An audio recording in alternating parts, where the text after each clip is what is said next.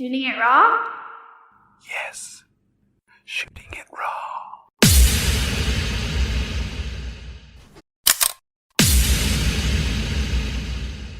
So this one is called Beautiful Chaos. Yeah. And it's a photo of, now, is this stained glass? Is it a painting? What am I looking at? It's a painting. It's a painting. Okay. Yep. It's acrylic on, I think that's canvas. Okay. Yeah, I do paint on linen sometimes, but I think that one was on canvas. Okay, so it's basically a flat, there's no real perspective. Right. And so we've got geometric sort of shapes intertwined. So it looks like a big curls and lines kind of done, and then in between it creates these like squares and different sort of closed shapes that, I'm assuming you've painted in with gray, with reds, with white, with black. Yep. Yeah, so that's the palette seems to be red, black, white, and gray. Yep. How large is this piece? That's pretty small. That one's like 18 by 24 probably. Okay. Yeah. 18 by 24 inches. Yeah, right. That Inches. was commissioned. Yeah, Okay. inches, sorry. Okay. That was commissioned for a friend. Okay. They have it in their workspace. Yeah. Okay. So why did you choose this? Okay, so the fact that it's called Beautiful Chaos, I mean, it's a chaotic, and it's just the whole field is just all these many shapes. So rough guess about, like, say 400 or 300 Yeah, I haven't counted them, shapes. but yeah, that's possible. Yeah. And they're all essentially flat squares and rectangles and other shapes. Yeah. Why start with this image, and why Beautiful Chaos? Yeah, and one thing you might notice on this too is around the perimeter of the piece, not counting the bottom horizontal side of it, those shapes are larger. Right. Than what you see in the center. Yeah. So that was, very intentional to try to draw your eye into it. Yeah. Yeah, I'm really thoughtful about what I name my pieces because they are usually abstract in nature in some ways, and when you show them to people, they always want to know, well, what is it? And it's like, well, it's abstract. That's the point, kind of. And I guess, like I was just saying about photography, for me, the work I make is usually the same thing. It's capturing an emotion or a time or experience that I've had. And so the name for this one, I'll start with that, these works were all works that I've made since COVID happened. Oh, okay. Okay. So I called it this, trying to find beauty in the midst of all the chaos that was in the world at the time when I was working on this one. That's what, for me, art is Sure. it's trying to help me find the beauty in the world when things get tricky to figure out. Yeah.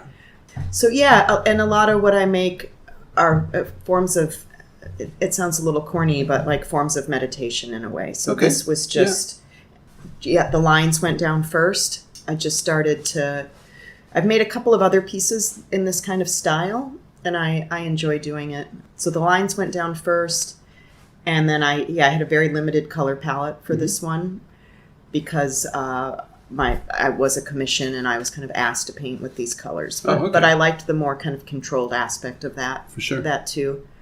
I tried to lay them down in such a way, and it toward the end it didn't quite work, but none of the same colors touch each other. So the listeners can't see that, but these grays aren't touching. Right. These whites aren't touching. Right. There's a black there and a black there. So I tried to work on it in a way that there's a pattern and a symmetry to it, but it's not obvious at first. Well, it reminds me of a mosaic to a certain extent. That's why I asked: could be stained glass? It could be stained glass. Yeah, it'd be cool stained glass. Actually, maybe I should. Yeah. What's interesting is that on the one hand, calling it Beautiful Chaos, there is this chaotic feel of the lines and then the shapes as clearly not rational. They're accidental in a way, and it feels kind of accidental. Then when you say that you very specifically made the shapes on the outside to be larger so it does draw your eye in. Yeah. I could totally imagine looking at this on mushrooms and just seeing a whole world of whatever. Not that I've ever done mushrooms. Me either. But what I'm saying is like, it's definitely that kind of visual experience that, yeah, you could see. It's like looking at clouds, you know? And, but the fact that you did it during COVID, and that's where your brain went. Now, when they asked you to do something, did they say to you, make it abstract? Or did, knowing that you work in abstract, quasi-geometric ways? Or were they just like, look, just use these colors. This is kind of what I'd like to see. Yeah, it was very loose. Okay. It was, Nice. Yeah, I need, I need it to match this space. Okay, And I'd never done something like that before, like I want it to match my couch kind of thing. I mean, that's a saying that artists use a lot, like, kind of in a disparaging way to, if she, they make art to match people want to buy to match the couch kind of thing. And so if you think of yourself as a quote unquote, true artist, you're not thinking about if it's going to match someone's couch. But in this case, there was a color scheme, but yeah, those were the only parameters I had around it. So what is your training or your background that led you to painting? My background is in environmental science. I have a master's in environmental science, and I used to work professionally in that world. My family and I moved to Beijing, I was telling you, like almost 14 years ago now, and that's when I stopped working. And we went for what was to be a year. Yeah. And we lived near an area called 798, which is this old munitions factory outside of the city center there that the government had converted into a kind of art space. Right. And this happens around China. Yeah. They say, okay, you can make art here. Go. Right. And so when we lived there were a lot of artist studios. There weren't so many galleries. Now they're like big name, mega galleries, they're called. Very few people, if anyone, at this point, like actually working there. Oh, okay. Making art. Making art, yeah. But I had access to that world when we were living in Beijing, and I'd always liked looking at art. I'd always been interested in art as a viewer, but not as a maker. Okay. And I think part of that is I never had the freedom before to have that be part of my life. Okay. It hadn't been my focus.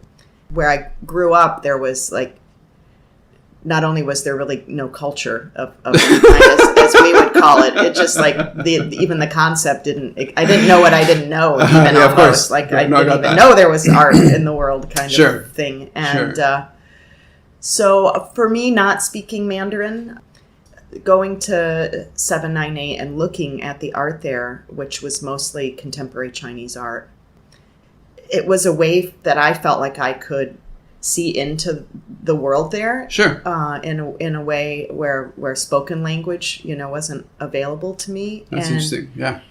And I did have the time I had extra time. Right. Really to explore and to look at the world there. And I did a lot of that in Beijing. And I just started, I was taking a lot of pictures, but I also started just drawing in pencil. Okay. I would go to some part of the city and I would sit down and I would just sit there for hours and draw what I saw. And I didn't know how to draw at the time. And it's all very loose, which I like.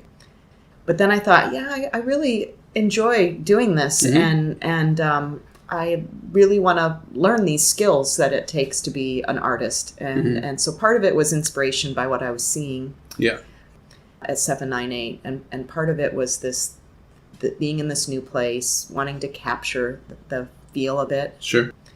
And so I kind of took it on myself to put myself through art school. I couldn't go to art school, but I'm going to be very methodical about this. And I, basically looked at art school curriculums and so for the first year, pretty much, I just drew in pencil and I took a weekly class in Chinese ink brush painting. Okay.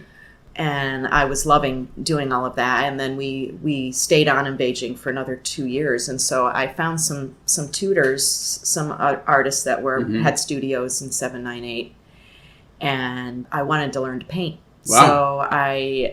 So there was a woman I became friends with, and she would let me just come set up in her studio, and I could paint next to her. And if I had a question, I was really lucky. stuck on like, how do you make purple? Amazing. How do you mix purple? And so, and it cost nothing. And she was happy, I think, to practice English. And, sure. And she had gone to the top art school in China, which is in Beijing, and then got an MFA from a school in Germany. So she was really schooled in Eastern and Western techniques, and I was really interested in Eastern art too. And because I was coming at it from really no kind of art, Western art history knowledge or anything, I was definitely drawn more toward Eastern elements of design than Western. Okay.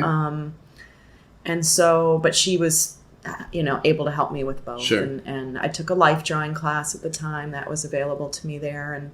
And so I was just... I find that... Okay, so I'm going to interrupt for a second and say that... Okay, so the whole point of the podcast is we all have one life. Yeah. Right? And how do we make the most of every second? How do we make every second count? I saw... Yeah. Yeah, so I love that you're... In a way, we have slightly similar chords. So, you have the environmental science, and you kind of graduated into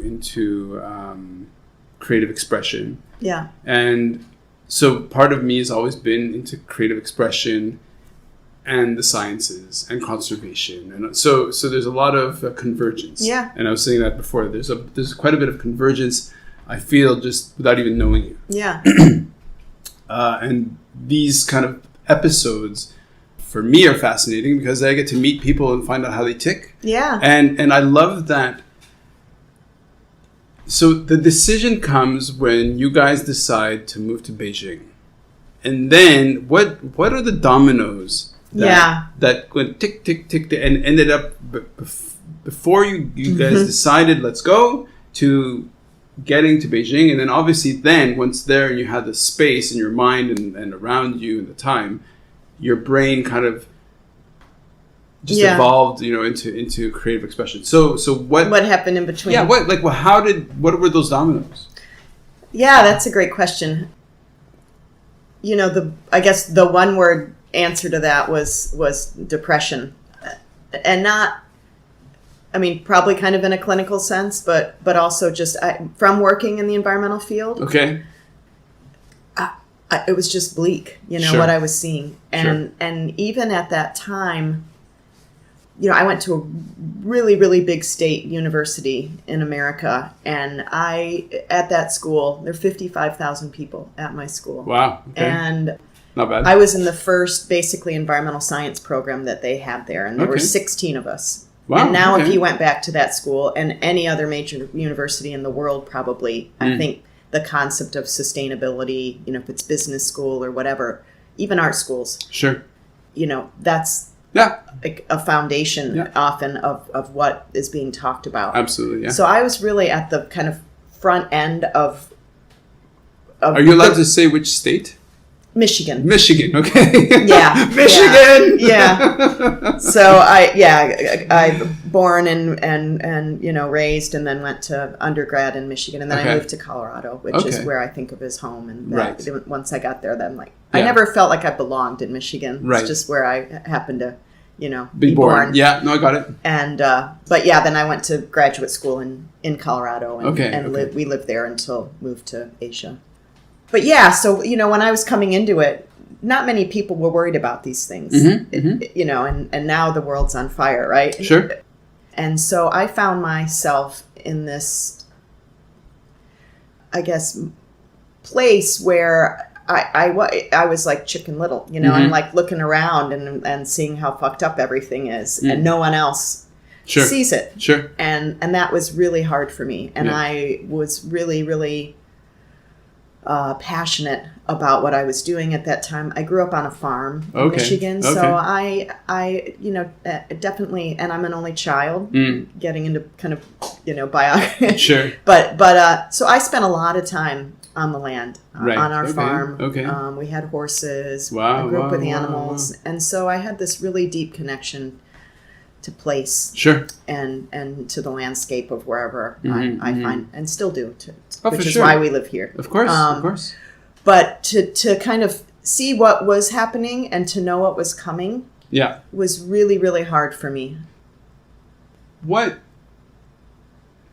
I'm good. Like, maybe it's bad form for me to interrupt you, but at the point, I'm just like, what area of environmental science were you studying in Michigan that kind of, I mean, not that you specialized in, but that really kind of drew you into, like, what area of environmental science was it in the commercial? It was more. It was. I was interested in public policy. Okay. Really. So my coursework, there was a natural science component to it, but I also took a lot of econ classes and my master's degrees in public policy with a focus on environmental science. So wow.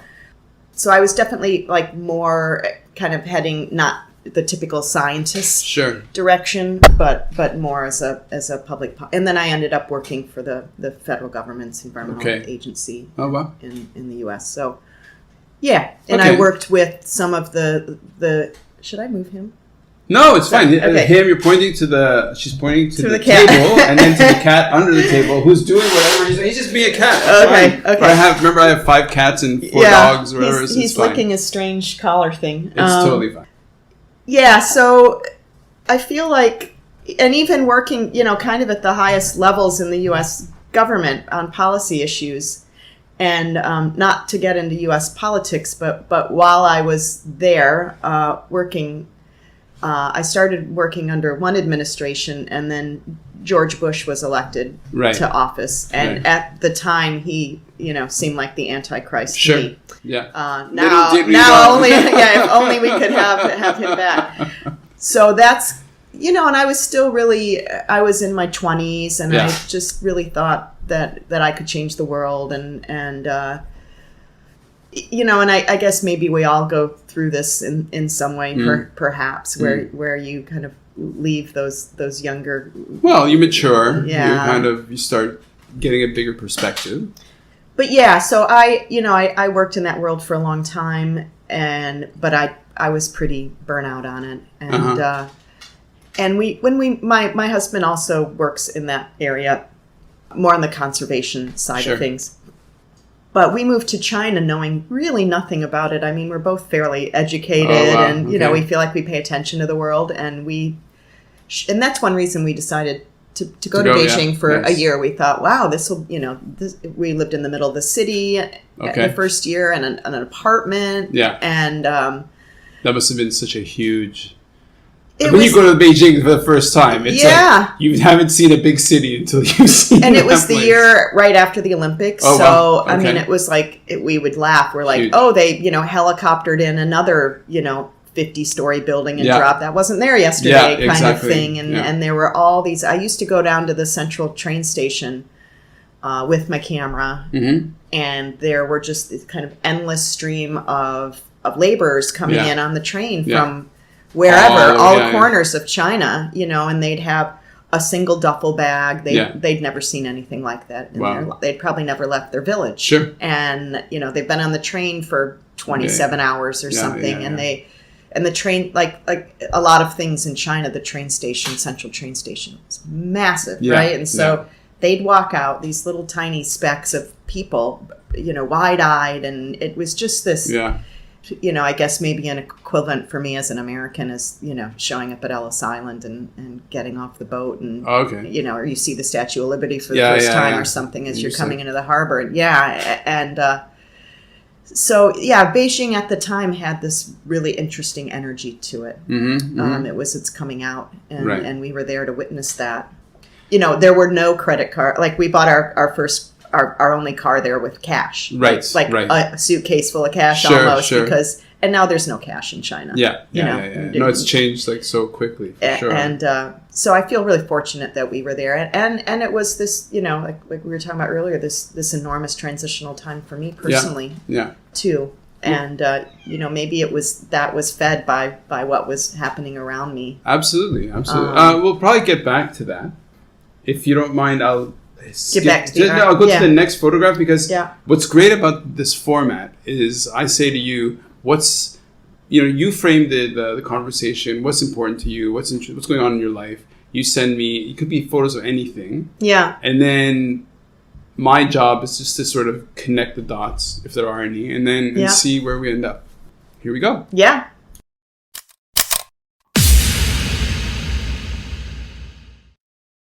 So is life really a gift? Really? Can you make every second count? That's the whole point of the podcast. So if you like what you've seen and you're inspired, because that really is my mission, then please give it a like, subscribe, and share. Shooting it raw? Yes, shooting it raw.